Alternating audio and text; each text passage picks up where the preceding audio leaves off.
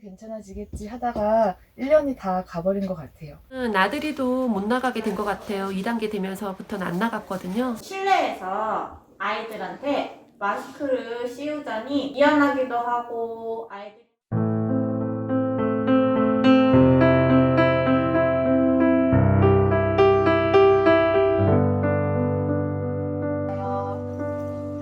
애쓰셨어요.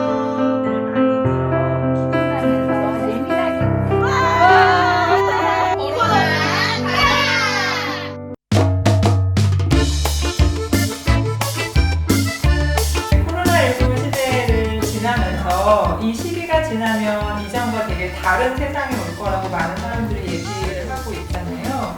그래서 그런 앞으로의 시대를 맞이해서 공동육아가 지켜야 할 가치는 무엇이고 또 이제 수정 가능한 가치들은 무엇인지 선생님 견해를 좀 듣고 싶습니다.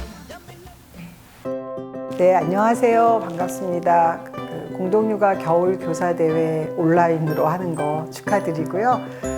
저는 공동육아로 아이를 키웠고 공동육아 사무국에서 활동가로서 활동을 했고요. 지금은 하자센터라고 청소년 활동 공간에서 활동하고 있습니다. 네, 반갑습니다. 별명은 물길입니다.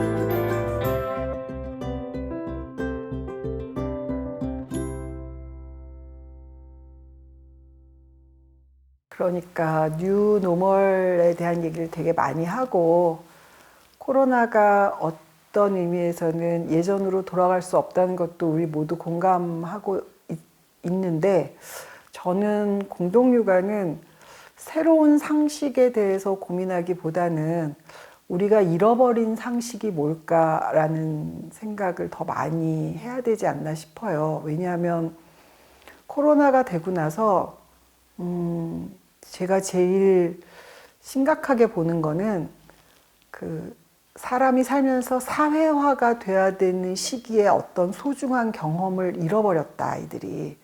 예를 들어 3살, 4살, 5살 때 놀아야 되거든요. 몸으로 놀아야 되는 시기인데 그 몸으로 놀아야 되는 3살, 4살, 5살 시기도 사라졌고 또 초등학교 청소년 초반 중학생 때 또래 집단 되게 중요하거든요. 그 또래 집단과 갈등을 겪고 화해를 해야 되는 것도 다 집에 있고 이러니까 또 사라졌고 그래서 이 사회화가 되는 과정을 잃어버린 세대가 5년이나 10년 뒤에 어떤 어려움을 겪게 될까 이런 생각을 많이 하게 됐어요. 그리고 그러면서 제가 공동육아가 뭘까 이렇게 생각하면 제가 공동육아로 아이를 키우게 된 거는 왜일까 이렇게 생각해 봤을 때 저는 저희 세대는 형제가 좀 있었는데 제가 아이를 낳고 보니까 애가 혼자 노는 거예요.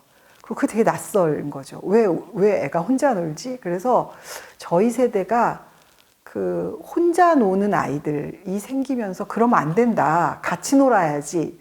이런 아주 그냥 상식적인 질문이 있었거든요.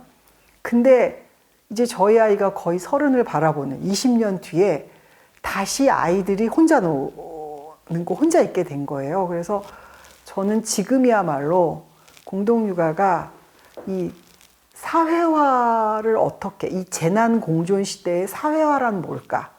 이 질문에 대답해야 되지 않을까? 예전에 20년 전에 공동육아가 처음 시작할 때는 외동이 많아지는 시기, 또 아이들이 급격히 줄어드는 시기, 일하는 엄마와 일하는 아빠들이 많은 시기에 그때의 사회화란 뭘까를 고민했거든요. 그때 어떤 식의 사회화가 있어야 되나. 산업화 시대에 사회화란 뭘까를 고민했다면 지금은 재난공존 시대의 사회화란 뭘까. 이런 고민을 해야 되고 저는 코로나가 잃어버린 상식 중에서 절대 잃어버리면 안 되는 상식, 지켜야 되는 상식이 함께 놀고 함께 또래 집단과 교우하고 갈등과 이걸 해소해 나가보는 그런 경험들, 사회화의 경험들을 좀 회복해야 되지 않나 그런 생각을 합니다. 네. 아까도 말씀드렸지만 사람과의 관계를 덜 맺게 되고 사람과 덜 싸우고 혼자 있게 되고 이러면서 가지는 사람들과의 소통 능력에서 어려움을 겪을 거라고 생각을 해요. 그래서 그럴 때 공동육아가 이런 감성들을 잃어버리지 않기 위해서 어떻게 공동체를 형성해 나갈까. 그러니까 재난공존시의 사회화란 무엇인가는 결국 재난공존 시대의 공동체란 뭐인가죠. 저는 코로나 시대에 우리가 가져야 될 그러니까 시민성이 공동체의 소중함을 아는 자율적 개인이라고 생각하거든요. 그러니까 이번에 시사인에서도 기사가 나왔는데 한국 사회에서 방역이나 마스크 쓰기가 왜 잘 됐나 그럴 때 뭐 아시아의 유교윤리가 있었다 이런 얘기도 있었지만 유럽에서는 그게 아니라 의외로 설문조사에서 그 마스크를 쓰는 게 나의 안전이 아니라 상대방의 안전을 지켜주는 것이라는 생각이 있었다는 게 압도적인 설문이었거든요. 그러면서 공동체를 지켜나갈 수 있는 자율적 개인이 되는 것이 무엇인가 그런 고민들을 함께 해나가야 될 것 같아요. 공동육아에서는 미디어의 노출을 최소화하기 위해서 그동안 노력해왔습니다.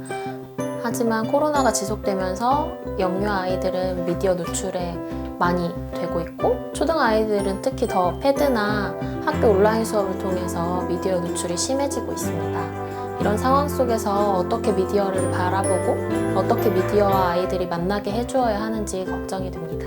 이에 대해서 선생님들의 이야기를 들려주시면 좋겠습니다. 저는 좀 다르게 코로나 시대의 관계 맺기에서 좀 다른 생각을 하는 건 뭐냐면 우리 아이들이 코로나 시대가 되니까 사람들과 직접적인 대면의 관계 맺기는 줄었는데 그럼 다른 관계 맺기가 뭐가 늘었을까 보면 디지털과 관계 맺기, 그 다음에 AI와 관계 맺기 이런 게 늘 거라는 거예요. 그러면 저희가 공동육아에서 고민해야 될 관계 맺기는 사실 우리 아이들이 청소년으로 성장하고 어른이 성장했을 때, 즉 10년 뒤, 20년 뒤에 한 사람이 맺어야 될 관계 맺기의 영역이 지금 우리가 생각하는 거와 다를 수 있다는 거예요. 예를 들어서 저희 친정 어머니는 지금 이제 거의 90을 바라보시는데 절대로 동물이 상대방이 되지 않은 세대였어요. 그러니까 동물은 관계 맺기가 안 되시는 분이죠. 그러니까 고양이나 강아지가 한 침대에서 잔다는 거는 고양이나 강아지를 사랑하지만 불가능한 세대예요. 그러니까 나의 상대방이 될 수가 없는데 저희 딸은 90년대생인데 뭐 굳이 동물권을 얘기하지 않더라도 동물과 교감이 돼요. 강아지와 고양이와 교감이 되고 한 침대에서 자는 게 너무 당연한 거예요. 그러니까 약간 철학적으로 보면 타자가 된 거죠. 나의 상대방이. 근데 저는 지금 3살, 5살 뭐 이런 우리 아이들은 인공지능과 관계 맺기가 될 것 같은 거예요. 이미 정수기도 말하고 그다음에 인터폰도 말하고 뭐 다 말하고 또 박물관에 가면은 그 인포메이션이 있잖아요. 근데 그거 이상으로 인공지능인가 디지털과 관계 맺기가 됐을 때 그러면 오히려 저는 이 어떤 지점에 지금 빠져 있냐면 사람과의 대면의 관계 맺기는 줄어들고 그다음에 우리가 아직 성숙하지 않은 디지털과의 관계 맺기는 서툰 상태. 이 상태에 우리 아이들이 있다면 이 관계 맺기의 그 영역을 어떻게 확장해주고 그다음에 이 사람, 동물, 디지털 이런 다양한 관계 맺기의 능력들을 어떻게 키워줄까 그런 생각이 들어요. 강아지나 고양이는 우리가 공동육아를 보면 어떤 그 생활 영역 안에 굉장히 자연스럽게 들어왔기 때문에 그 동물에 대한 돌봄과 존중 같은 것이 되게 자연스럽게 습득이 됐어요. 근데 디지털은 우리가 약간 배제했던 영역이거든요. 그럼 이게 자연스럽게 우리의 일상 영역에서 어떻게 디지털과 같이 살아갈 것인가, 어떻게 AI와 같이 살아갈 것인가의 영역은 우리가 좀 더 공부하고 그 공부한다는 건 어른들이 먼저 공부해야 된다는 뜻이죠. 어른들이 이 감수성을 디지털 감수성, 디지털 리터러시 이해도를 어떻게 높여서 우리 아이들의 생활권 안에서 이것들이 관계 맺기 영역에서 어떻게 돼야 될까라는 생각이 들어요. 그래서 저는 코로나 시대의 공동육아의 관계 맺기는 사람들과의 끈적끈적한 아주 이 포근한 관계 맺기가 줄어드는 거에 대한 고민과 그다음에 새로운 관계 맺기의 영역이 새로 생기는 것에들 어떻게 성숙하게 또 다시 받아들일 거가 있고 두 가지 고민이 동시에 돼야 된다. 그런 생각이 듭니다. 네. 이제 제가 활동하고 있는 하자센터도 어떤 곳이었냐면은 공간 중심의 활동이었거든요. 그래서 하자센터도 이제 하자 마을이라고 부르기도 했고, 또 우리도 약간 이런 말 많이 했어요. 일단 하자센터 일단 와봐 뭐 이런 거 있잖아요. 와봐 일단 와서 좀 우리 공간에서 이러다가 공간이 닫힌 거예요. 그러고 나니까 저희도 똑같은 거예요. 그러니까 하자가 공간의 의미가 뭐지? 이런 생각도 했고, 그 다음에 화면으로 만나게 된 거예요. 사실 올해 하자의 화두가 뭐였냐면 우리가 화면을 뚫고 온기를 전달할 수 있을까? 이거였어요. 화면으로 만나니까 이 화면을 뚫고 온기를 전달할 수 있을까? 이거였고, 그래서 저희가 첫 번째 프로그램으로 한 게 뭐였냐면 방구석 비대면 캠프파이어였어요. 근데 이걸 캠프파이어로 한 이유가 뭐냐면 온기하면 캠프파이어지 이거였어요, 그냥. 그래서 비대면으로 캠프파이어 한번 해보자. 그래서 비대면으로 코로나 시대의 일상을 찍어서 한 번도 안 만나고 우리가 모여서 이거를 화면과의 교류가 될 수 있을까? 이런 고민한 거거든요. 그러니까 이 캠프파이어라는 말 자체가 우리의 고민을 반영한 거였고, 지금도 연말에도 우리가 화면을 뚫는 힘이 있을까? 이 생각을 한 거예요. 그러니까 저희는 하자는 어떻게 생각해요? 화면을 배제할 수 없다, 이제. 그러니까 화면을 배제할 수 없다면 화면을 뚫고 만난다는 게 뭘까라는 생각을 했고, 그래도 다행스러운 건 뭐였냐면 저는 공동육아도 마찬가지일 거라고 생각했는데 오프라인에서 일상생활에서 신뢰가 높았던 사람들이 화면에서 만나면 화면이 뚫어져요. 네. 네. 그러니까 하자도 오프라인에서 신뢰가 있고 그러면은 그 온라인에서도, 왜냐면 화면이나마 만나고 싶은 욕구가 있는 사람들끼리 만나는 거예요. 이러면 화면을 뚫는다라고 저희는 표현하는데, 그렇지 않고 서로 서먹서먹한 사람은 화면은 더 서먹해지는 거죠. 그래서 저는 공동육아는 화면으로 만나는 게 어색하죠. 그리고 이렇게 어린이집이나 이런 데가 다 긴급돌봄 외에는 만나지 말자고 해도 공동육아는 다 긴급돌봄이잖아요. 다 대부분이 나오고 이러는데, 여기엔 두 가지 이유가 있죠. 그러니까 어린이집 연령의 아이들이 어떻게 화면으로 돌봐줄 수 있을까, 힘들다와, 그다음에 그래도 공동육아는 역시 만나서 뭐를 해야 돼, 이 두 가지가 다 있는데, 저는 디지털이 가지는 거는 콘텐츠의 힘이 아니라 상호작용의 힘이라고 생각하거든요. 그래서 그 디지털을 상호작용의 도구로 어떻게 활용할까, 그냥 이렇게 고민을 하는 게 어떨까. 그러니까 우리 아이들이 화면을 본다, 그래서 디지털로부터 좋지 않은 영향을 받으니까 디지털을 배제한다가 아니라 상호작용의 도구로 우리가 이걸 어떻게 해결을 할까. 그리고 화면으로 서로 교감할 수 있는 틀을 어떻게 만들까. 이게 되면 지금 우리가 굉장히 고민하는 게 뭐냐면 우리 아이들이 디지털 화면에 일방적인 어떤 거를 받아서 교감 없이 그것들에 노출될 때잖아요. 근데 우리 아이들이 교감하는 실력을 갖고 있다면 그걸 조율할 수 있다고 생각을 하는 거죠. 저희가 공동육아가 그 디지털을 배제했던 이유가 뭐냐면, 예를 들어 게임으로부터 영향을 받지 게임에 영향을 주지 않잖아요. 그러니까 그것 때문에 걱정을 했던 거. 근데 그 게임의 영향은 굉장히 역동적이고 굉장히 다이나믹하니까 이게 우리 아이들의 이 정서하고 너무 부딪혔을 때 정서가 밀릴 거다, 이렇게 생각한 건데, 그럴 때 오히려 우리가 디지털 이해도, 리터러시라 그러는데, 이 디지털을 바라보는 우리 아이들의 시각을 상호작용의 도구로 쓰게 만들어 놓고, 그래서 일방적으로 나에게 무엇으로 왔을 때 조율할 수 있는 힘을 좀 길러야 되지 않을까, 그런 생각이 들고요. 그 다음에 또 하나는, 이건 이제 하자에서 디지털을 하면서 저희가 느낀 건데요. 저희는 하자에서 격차를 굉장히 많이 느껴요. 디지털 격차를. 처음에 화면으로 뭘 하게 됐을 때 하자의 와이파이 속도는 일정해요.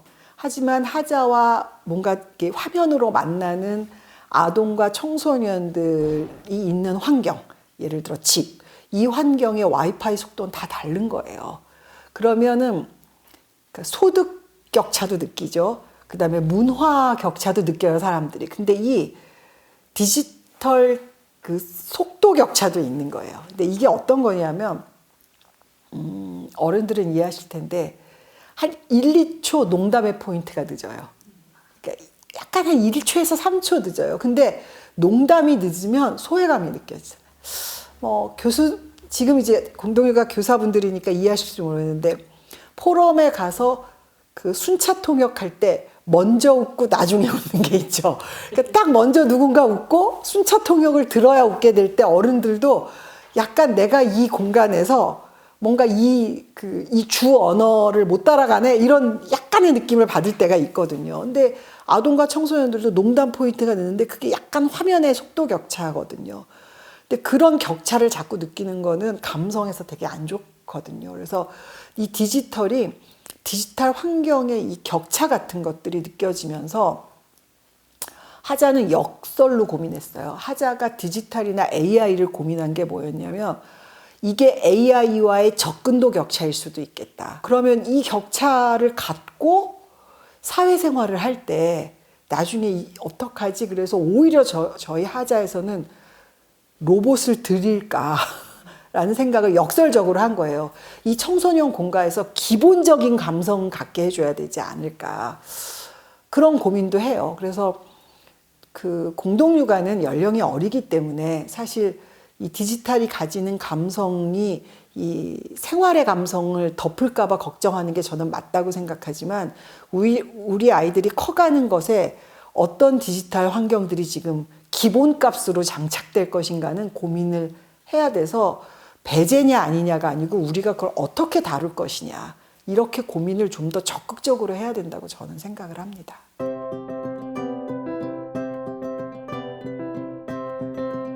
공동육아의 디지털이라는 키워드를 놓고 공동육아에 살고 있는 공동육아라는 마을에 살고 있는 아이들을 보면 3살짜리 접근 안 했으면 좋겠는 2~3살부터 말씀하신 대로 지역아동센터에 청소년까지 다 있는 거예요. 그럴 때 지금 디지털에 어떻게 접근하고 격차는 어떻게 느끼며 조금 멀리 있어줬으면 좋겠는 아이들과 청소년, 지역아동층 청소년 이제 디지털 활용해야 돼요. 활용해서 그것에 주눅들지 말아야 되거든요. 그러니까 그걸 어떻게 대응할 것인가는 좀 고민을 해봐야지 되는 거죠.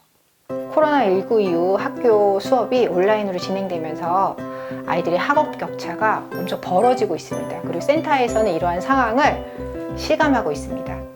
센터에서는 아이들의 활동 그리고 서로 소통하는 것, 놀면서 어떻게 살아갈 것인가에 대한 고민을 해왔다면 지금 현장에서는 아이들의 온라인 수업을 어떻게 뒷받침해 줄 것인가에 대해 더 초점이 맞춰 있고 선생님들이 거기에 할애하는 시간들이 더 많아지고 있습니다.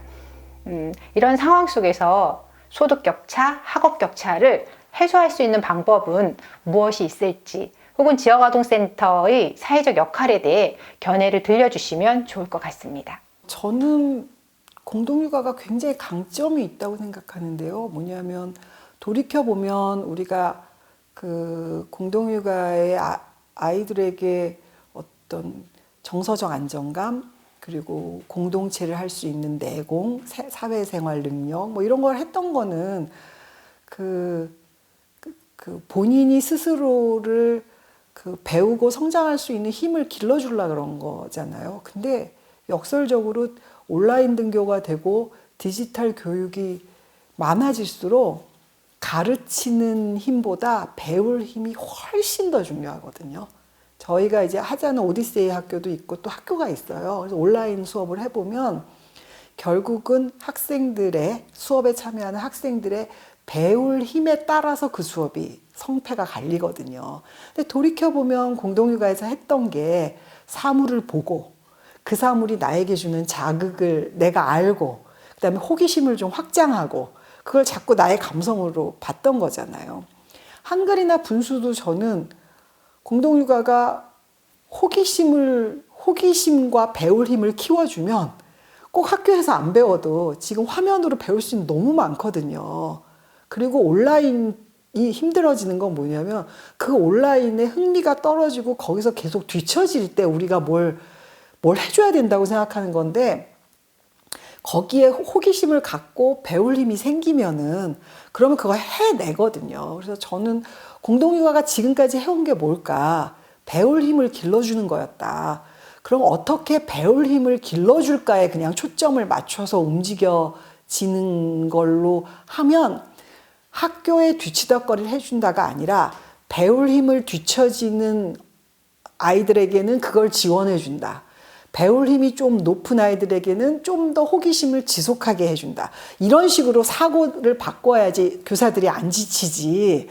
계속 막 학교에서는 막 하고 학교도 좀 지금 학교도 서툰데 학교에 서툰 걸로 빚어지는 아이들의 상황을 감당하라고 하는 거냐. 자꾸 이렇게 생각하면 교사들이 정말 지치는 거예요. 오히려 지금 공동육아가 원래 하려고 했던 것들이 중요해지는 시기다. 하자는 지금 학생들의 배울 힘이 뭘까? 이거 되게 고민 많이 하거든요. 호기심으로 치면 청소년기의 호기심이란 참 보물찾기보다 힘듭니다. 그래도 그 보물 좀 찾아내 보려고. 그래서 그것들을 어떻게 지원할까? 그런 거죠. 그렇게 생각을 하고 찾아내시는 게 저는 훨씬 더 낫지 않을까 싶어요. 네. 그러니까 이 무기력이 원래 코로나 초기에 지금 한창 코로나가 계속 진행이 되면서 그랬어요. 그러니까 뭐냐면 아이들은 짜증나고 부모들은 불안하고 교사들은 예민하다. 그러니까 어느 누구도 본인이 처한 상황이 예측 불가인 거예요. 그 2차 대전 때 방공호 세대라는 게 있어요. 뭐냐면 3살에서 5살 어린이들이 사이렌만 나면 방공호에 들어가야 되고 그 계속 아무 말 하지 마, 아무 말 하지 마 이렇게 했던 그 세대가 가지는 그 근본적 불안이 있어요. 아주 근본적인. 왜냐하면 방공호에 들어가기 전에 본 세상이 방공호에 들어갔다 나오면 폭격으로 없어진 거예요. 그러니까 그걸 계속 보는 거예요. 그 정말 그 2차 대전 후에 그 세대가 가지는 어려움들에 대한 따로 연구가 있을 정도예요. 그러니까 그 세대를 약간 그 현실 생존 세대 뭐 이런 말로 부르는데 뭐냐면 벌면 다 쓴대요. 저축이 무슨 상관이야. 근데 이제 그런 세대가 많아지면 사회가 미래를 설계하기가 어렵잖아요. 근데 저는 이 놀아보지 못한 세대, 그러니까 정말 실감을 하는 거예요, 제가. 놀아보지 못한 세대. 그때 놀아야 되거든요. 그러니까 놀면서 자꾸 죽어봐야 되거든. 죽고 살고 이래 봐야. 그 놀이가 중요한 게 그거거든요. 죽었다 살았다 막 이러고 막 약간 싸우고 막 안 되고. 예측 불가능성이 놀이가 제일 많잖아요. 근데 이제 그거가 없어지면은 나중에 서로 정말 짜증이 많을 것 같은 거죠. 그래서 정말 걱정이에요. 정말 저는. 그거를 감당하는 정도가 어떤 개인이 혹은 어떤 공동체가 그걸 좀 잘 감당해낼까라고 생각하면 저는 올해 공동육아 정말 잘했다. 정말 잘했다. 근데 그 정말 잘했다의 중심에는 교사들이 있었다. 왜냐하면 지금까지 교사들이 해왔던 어떤 흐름들을 이제 감당을 한 거죠. 그동안의 신뢰와 그동안 아이들과 지냈던 어떤 그 상호작용의 폭과 이런 걸로 감당을 했는데 그 너무나 그 우리 아이들이 처한 처지가 계속 각도가 벌어지고 있으니까 지금쯤은 이제 이게 어디까지지? 도대체 이런 생각은 다 들고 있는 거죠. 저는 공동육아가 가졌던 초창기 공동육아의 모델이 코로나 시대의 우울을 극복하는데 굉장히 도움이 될 거라고 생각해요. 뭐냐면 공동육아가 우리 사회에 왜 생겼을까라고 생각하면 소규모, 그러니까 작은 커뮤니티, 작은 공동체, 긴밀한 관계 형성, 그래서 정서적 안정감을 토대로 험한 세상에 살아갈 내공을 키운다. 뭐 이런 거였거든요. 근데 지금 코로나 시대가 규모가 작아야 하고 작은 커뮤니티 조금 만나면 괜찮아요. 10명 이하로 만나면 괜찮잖아요. 조금 만나면 괜찮고 그다음에 만났을 때 이게 뭐냐면 만났을 때 서로 긴밀하게 주고받을 수 있으면 좋고 근데 그동안 공동육아의 발전은 공동육아도 20년 동안 사회에 뭐라 그러나 영향을 끼쳐야 된다고 생각해서 계속 제도화됐고 계속 규모화됐어요. 그러니까 지금 공동육아 부모나 교사들이 바라보고 있는 공동육아는 일정하게 제도화됐고 일정하게 규모화된 거예요. 그러니까 제도화되고 규모화되면 매뉴얼에 의해서 조금 움직여줘야 되거든요. 그런 공동육아가 이제 코로나라는 재난을 맞이하게 되면서 지금 공동육아는 다 모여있자니 좀 그렇고 이게 다 와도 되나? 이런 생각이 들고 또 안 가자니 고립감이 너무 들고 막 이러면서 좀 이렇게 어색한 게 된 거죠. 여기서 이제 3단계가 되면 고민이 더 깊어지겠죠. 근데 오히려 그 작은 커뮤니티들, 공동육아가 가진 작은 관계들에 좀 집중을 하고 또 이게 더 심해지면은 공동육아의 지금의 운영 구성도 조금 바뀌어야 될 수도 있어요. 지금 다 모이는 게 아니라 방별로 좀 바뀌거나 방별로 또 이렇게 방별로 번갈아 등원을 하거나 이렇게 여러 가지 형태로 재난 공존 시대의 작은 관계들, 작은 커뮤니티들의 구성들을 좀 고민을 해봐야 되고 그런 의미에서 공동육아가 초기에 했던 모델들이 저는 되게 좋고 이 상황이 되니까 서로의 마음을 알아주는 소중한 관계들에 대한 반가움은 그건 뭐 공동육아 한 부모들이나 교사들이나 아이들은 다 느끼지 않을까요? 그런 이 뭐라 그러나 한참 안 봐도 그래도 좀 신뢰가 가는 관계고 그러다 보면 더 반갑고 뭐 이런 관계들은 있을 것 같아요. 이제 다만 그러니까 코로나 시대가 되니까 그 이렇게 관계나 거리나 이런 게 계속 멀어질 때 그걸 연결해 주는 사람들이 가지는 소중함과 역설, 그분의 피로감들이 있어요. 그러니까 뭐 예를 들어 한국이 사재기를 안 한 건 그래도 택배하시는 분들이 있었기 때문이죠. 예, 우리가 물론 뭐 성숙함도 있는데 거리가 우리의 안전을 보장해 줄 때는 그 거리를 연결했던 분들이 있기 때문이거든요. 그러면 공동육아가 가졌던 상호 신뢰와 이 정서적 안정감을 공동육아의 일상을 지켰던 분들은 교사들이거든요. 예. 아무리 코로나가 3단계가 돼도 간호원들이 재택할 거라고 생각 안 하잖아요. 이 간호사분들은 간호하는 인력들을 우리가 재택으로 이거를 지낼 수가 없잖아요. 그러니까 이 간호사분들이나 의사분들이 재택할 거라고 생각할 수 없는 것처럼 공동육아 어린이집의 교사분들이 재택이 힘들잖아요. 그럼 이제 다음 질문이 이렇게 재택으로 돌봄이 가능한가? 이제 이런 질문을 할 수도 있겠죠, 우리가. 이게 더 심해지면. 그럼 어떤 관계에서 이게 그러니까 돌봄이란 영역이 가지는 거는 이 재난시대에 돌봄이라는 영역이 가질 때 그 돌봄을 일상을 지키는 그런 어른들이 가지는 그 중요함과 피로함이 겹쳐 있는 거죠. 저는 이제 공동육아 교사분들이 그런 심정들이 좀 있을 거라고 생각을 해요. 내가 중요한 사람인 건 알겠는데 피곤도 하다.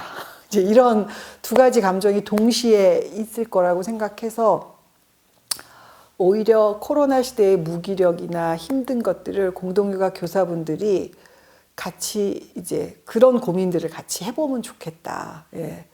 중요한 사람, 중요함과 피로감이 같이 올 때 우리가 이것을 어떻게 극복을 해낼 수 있을까. 그런 생각을 교사대회 때 화면으로 한번 같이 나눠보시면서 이게 왜냐하면 서로 신뢰가 있는 관계라서 저는 화면으로 이런 것들을 계속 나누는 것도 좋다. 계속 이렇게 서로. 그리고 돌봄의 영역이 디지털과 만나고 디지털 환경이 강화되는 영역 속에서 그 다음에 재난으로 인한 거리두기가 강화되는 영역 속에서 우리가 이걸 어떻게 실현해낼 수 있을까 뭐 이런 생각도 한번 해보시는 게 좋을 것 같아요. 이게 이렇게 돌아서 뭐냐면 사회화가 안 되는 상황에 사회화를 맡은 돌봄의 어른들은 어떻게 만나야 되지? 그게 취약점인 건 분명한데 뭐 이런 고민들이 막 엉켜 있는 거죠. 그걸 뭐 해보시면 좋을 것 같습니다. 새로운 노멀에 맞춰서 뭘 하는 게 아니라 진짜 잃어버리면 안 되는데 잃어버리게 된 사회화, 돌봄, 정서적 안정, 상호신뢰 관계, 상호작용 이런 것들을 어떻게 이 시대에 지켜낼 것인가를 가지고 고민하는 게 공동육아의 사회적 책무가 아닌가 생각합니다. 교사분들이 중심과 일상을 지켜내셔야 공동육아가 지속 가능합니다. 네. 각자의 일상과 중심을 꼭 지켜내시기를 부탁드립니다. 감사합니다. 얼굴 보고